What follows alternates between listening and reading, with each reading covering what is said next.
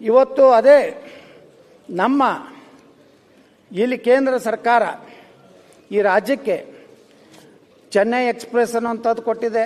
Bengaluru ring ರೋಡ್ಗೆ Solapur Kurnool Chennai corridor ಈ ಡೆವಲಪ್ಮೆಂಟ್ಗೆ ಸುಮಾರು 2059 ಕಿಲೋಮೀಟರ್ ನ್ಯಾಷನಲ್ ಹೈವೇನ ಕಾರಿಡಾರ್ನ ಕ್ಯಾಪಿಟಲ್ ಕಾಸ್ಟ್ ಎಷ್ಟಂದ್ರೆ ಅಧ್ಯಕ್ಷರೇ 63,304 ಕೋಟಿ ರೂಪಾಯಿ ಕೇಂದ್ರ ಭಾರತ ಮಾಲಾ ಯೋಜನೆಯಲ್ಲಿ ಕರ್ನಾಟಕಕ್ಕೆ ಕೊಟ್ಟಿದೆ. ಇದನ್ನು ಲೆಕ್ಕ ಹೇಳೋದಿಲ್ಲ ಇವರು. ಅದೇ ರೀತಿ ಸನ್ಮಾನ್ಯ ಪ್ರಧಾನಮಂತ್ರಿ ಮೋದಿಯವರು ಬೆಳಗಾವಿಯಲ್ಲಿ ಒಂದು ಭೂಮಿ ಪೂಜೆ ಮಾಡಿ Hungund Raichur section national highway 748A 8,000 ಕೋಟಿ ರೂಪಾಯಿ ರಸ್ತೆಯ ಭೂಮಿ ಪೂಜೆ ಮಾಡಿ ಕಾರ್ಯ ಪ್ರಾರಂಭ ಆಗಿದೆ. ಈಗಾಗಲೇ ಹೊಸಕೋಟೆ ಭಾಗದಲ್ಲಿ 2 ಪ್ಯಾಕೇಜ್ನಲ್ಲಿ ಕರ್ನಾಟಕಕ್ಕೆ 2,750 ಕೋಟಿ ರೂಪಾಯಿ ಕೇಂದ್ರ ಸರ್ಕಾರ ಕೊಟ್ಟಿದೆ. ಅದೇ 11 ಮಾರ್ಚ್ 2024ರಲ್ಲಿ ದಾಬಸ್ಪೇಟ್ ಹೊಸಕೋಟೆ ಸುಮಾರು 2,750 ಕೋಟಿ ರೂಪಾಯಿ ಕರ್ನಾಟಕಕ್ಕೆ ಕೊಟ್ಟಿದೆ. ಅದೇ ರೀತಿ ಪ್ರಧಾನಮಂತ್ರಿಗಳು ನಾವೆಲ್ಲ ನೋಡ್ತಾ ಇದ್ವಿ ಅಧ್ಯಕ್ಷ, ಇವತ್ತು ಬೆಂಗಳೂರು ಏನೋ ನಮ್ಮ ಮೈಸೂರು ರಸ್ತೆ, ನಾವು ಮೊದಲು ಮೈಸೂರಿಗೆ ಹೋಗಬೇಕಾದ್ರೆ 4-5 ಗಂಟೆ ಹೋಗ್ಬೇಕಾಗ್ತಿತ್ತು.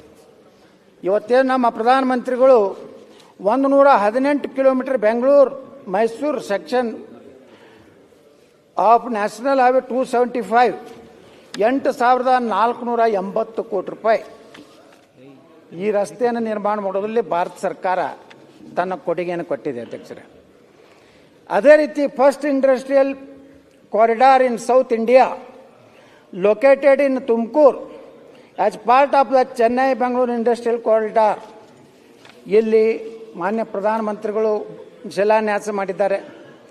ಇದರಲ್ಲಿ ಸುಮಾರು 7,000 ಕೋಟಿ ರೂಪಾಯಿ ಹಣ ಕೊಟ್ಟು 8,500 ಎಕರೆ ಜಮೀನಲ್ಲಿ ಒಂದು ಇಂಡಸ್ಟ್ರಿಯಲ್ ಕಾರಿಡಾರ್ ಮಾಡುವಂಥದ್ದು ಕೇಂದ್ರ ಸರ್ಕಾರ ಮಾಡಿದೆ.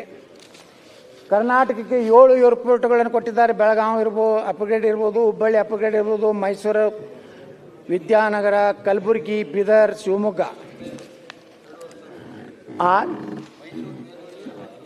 ಸನ್ಮಾನ್ಯ ರೇವಣ್ಣ ಅವರು ಹೇಳ್ತಾ ಇದ್ದಾರೆ, ಮೈಸೂರು ಬೇಲೂರಿಗೆ 2,500 ಕೋಟಿ ರೂಪಾಯಿ ಕೇಂದ್ರ ಸರ್ಕಾರ ಕೊಟ್ಟಿದೆ.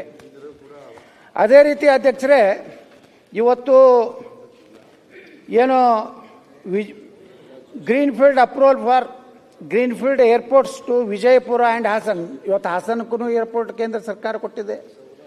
ನಮ್ಮ ವಿಜಯಪುರಕ್ಕೂ ಸಹ ಇವತ್ತು ವಿಮಾನ ನಿಲ್ದಾಣ ತಯಾರಾಗಿದೆ.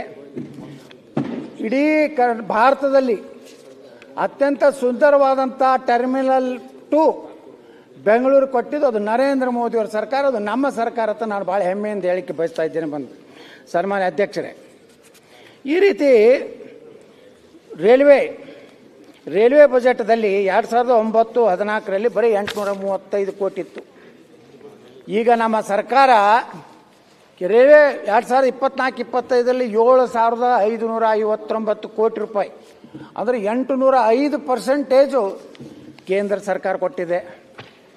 ಅದೇ ರೀತಿ 59 ರೈಲ್ವೆ ಸ್ಟೇಷನ್ಗಳನ್ನು ಅಮೃತ್ ಸ್ಟೇಷನ್ ಅಂತೇಳಿ ಕರ್ನಾಟಕದ ಅಪ್ಗ್ರೇಡ್ ಮಾಡ್ತಾ ಇದ್ದಾರೆ. ಇಲ್ಲೇ ನಮ್ಮ KR ಪುರಂದಲ್ಲಿ ರೈಲ್ವೆ ನಿಲ್ದಾಣ ಒಂದು ಇಂಟರ್ನ್ಯಾಷನಲ್ ಏರ್ಪೋರ್ಟ್ ಮಾದರಿಯಲ್ಲಿ ಹೊತ್ತು ನಮ್ಮ ನರೇಂದ್ರ ಮೋದಿಯವರು ಕೇಂದ್ರ ಸರ್ಕಾರ ಕರ್ನಾಟಕದಲ್ಲಿ ಮಾಡಿದೆ. ಅದೇ ರೀತಿ ಅಧ್ಯಕ್ಷರೇ, ವಂದೇ ಭಾರತ ಟ್ರೈನು ನಾವು ಹುಬ್ಬಳ್ಳಿಗೆ ಹೋಗ್ಬೇಕಾದ್ರೆ ಮುಂಜಾನೆ 6:15 ಕೊಟ್ಟರೆ ಆರಾಮ್ 10 ಗಂಟೆಗೆ ನಾವು ಹಿಂಗೆ ಮಾತಾಡಿ ಒಂದು ಚಹಾ ಕಾಫಿ ಕುಡಿದ್ರಾಗೇ ನಾವು ಹುಬ್ಬಳ್ಳಿಗೆ ಹೋಗ್ಬಿಡ್ತಾ ಇದ್ದೀವಿ. ಬರೀ GST ತೊಗೊಂಡಾರೆ, ನಮ್ಗೆ ಅನ್ಯಾಯ ಮಾಡ್ಯಾರೆ. ನಮ್ಮ ಹಕ್ಕು ನಮ್ಮ ಹಣ, ನಮ್ಮ ಹಕ್ಕು ನಮ್ಮ ಹಣ ಇಲ್ಲೇ ಕೊಟ್ಟಾರ್ರಿ. ನಮ್ಮ ತೆರಿಗೆ ನಮ್ಮ ಹಕ್ಕು. ಅದೇ ರೀತಿ ಅಧ್ಯಕ್ಷರೇ, ಈ ರೀತಿ ಅನೇಕ ಡೆವಲಪ್ಮೆಂಟ್ ಅದನ್ನೆಲ್ಲ ನಾವು ಹೇಳ್ಕೊತ ಹೋದರೆ ಒಂದು ದಿವಸ ಸಾಲಿಕ್ಕಿಲ್ಲ. ಆದರೆ ಅಧ್ಯಕ್ಷರೇ, ಇವತ್ತು ಕರ್ನಾಟಕದ ಬಜೆಟ್ ಏನಿದೆ, ಕರ್ನಾಟಕ ಬಜೆಟ್ನಲ್ಲಿ ಯಾವ ಕರ್ನಾಟಕ ಬಜೆಟ್ಟು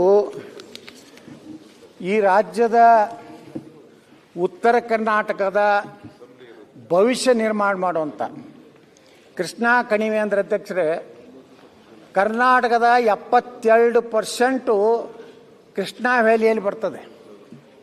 ಕಾವೇರಿ ಬೇಸಿನ್ನು ಬರೇ ಕೇವಲ 13%.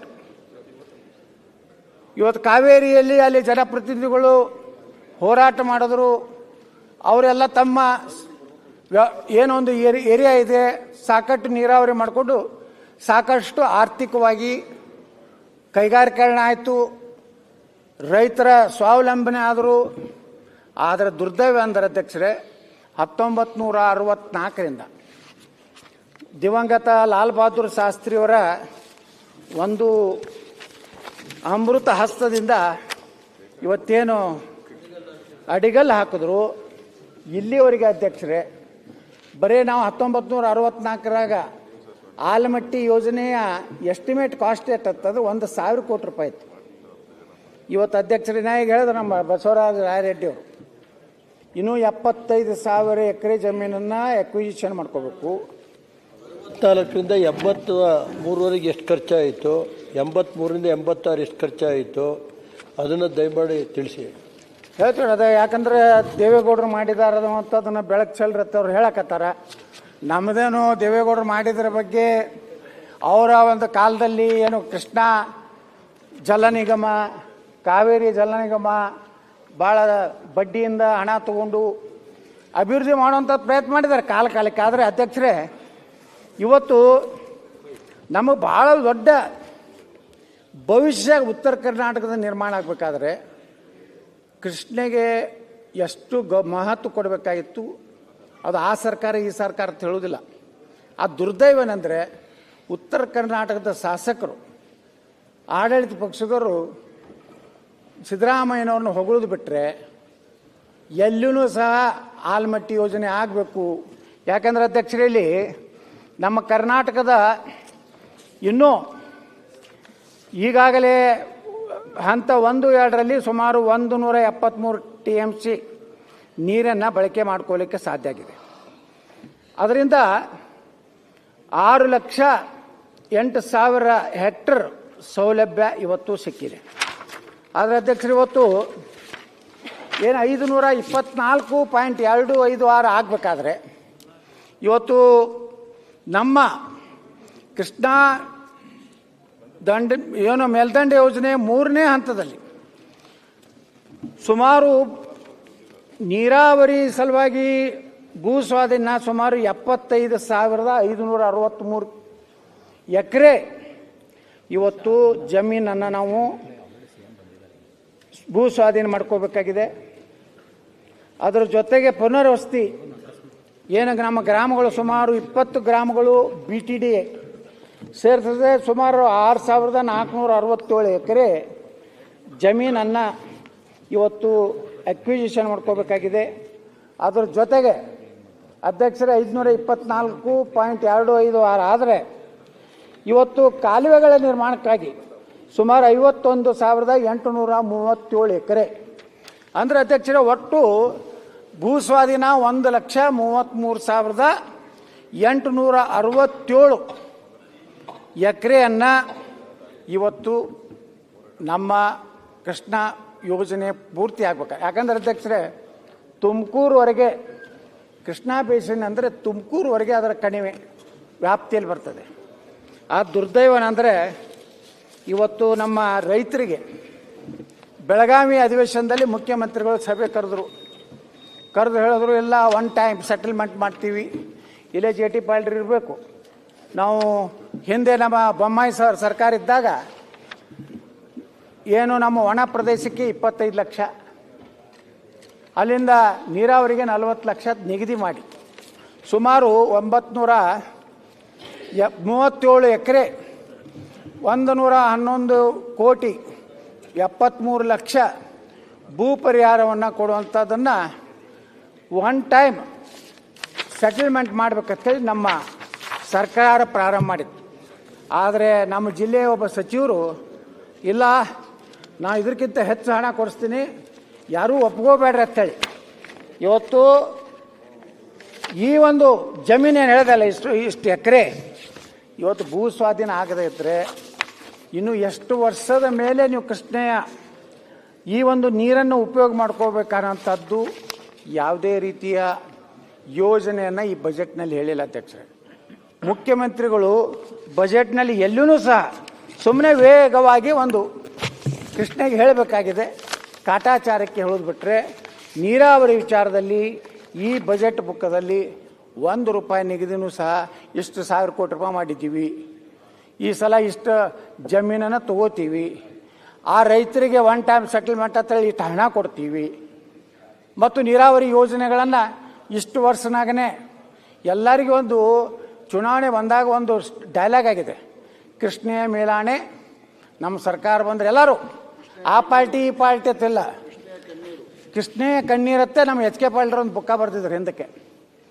ಮುಂದೆ ಅವರೇ ನೀರಾವರಿ ಸಚಿವರಾದರು, ಅವರೇನು ಕಣ್ಣೀರು ಒರೆಸಲಿಲ್ಲ, ಸುಂಬಳನೂ ಒರೆಸಲಿಲ್ಲ, ಏನೂ ಒರೆಸಲಿಲ್ಲ. ನಮ್ಮ ಹಣೆ ಬಾರಿದು.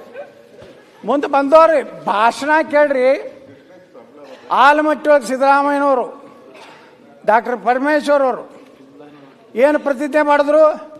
ನಮ್ಮ ನಡೆ ಕೃಷ್ಣ ಕಡೆ. ನೀರಾವರಿ ಯೋಜನೆಗೆ 10,000 ಕೋಟಿ ರೂಪಾಯಿ ಪ್ರತಿ ವರ್ಷ ಕೊಡ್ತೀನಿ ಅಂತ ಅಧ್ಯಕ್ಷರೇ. ಪ್ರತಿ ವರ್ಷ ಬರೀ ಕೃಷ್ಣ ಮೇಲ್ದಂಡೆ ಯೋಜನೆಗೇನೆ. ಆದರೆ ಅಧ್ಯಕ್ಷರೇ, ಇವತ್ತೇನಾದರೂ ಯಾರಾದರೂ ಮುಖ್ಯಮಂತ್ರಿ ಆಗಬೇಕಾದ್ರೆ, ಯಾವುದಾದ್ರೂ ಪಕ್ಷ ಅಧಿಕಾರಕ್ಕೆ ಬರಬೇಕಾದ್ರೆ ಉತ್ತರ ಕರ್ನಾಟಕದ ರಿಸಲ್ಟ್ ಬಂದಾಗನೇ ಆ ಸರ್ಕಾರ ಬರ್ತದೆ. ಅವಾಗೆಲ್ಲ ಬಂದವರೆಲ್ಲ ಹೇಳ್ತಾರೆ, ಕತೆ ಹೇಳ್ತಾರೆ, ನಮ್ದೇನೂ ಇಲ್ಲ, ಕೃಷ್ಣ ಆಣಿ ಮಾಡ್ತಾರೆ, ಅಲ್ಲಿ ಹೋಗಿ ಗಂಗಾ ಪೂಜೆ ಮಾಡ್ತಾರೆ, ಎಲ್ಲ ಹೇಳ್ತಾರೆ. ಆದರೆ ದುರ್ದೈವ ಅಂದರೆ ಈ ಬಜೆಟ್ನಲ್ಲಿ ₹1 ಇಟ್ಟಿಲ್ಲ.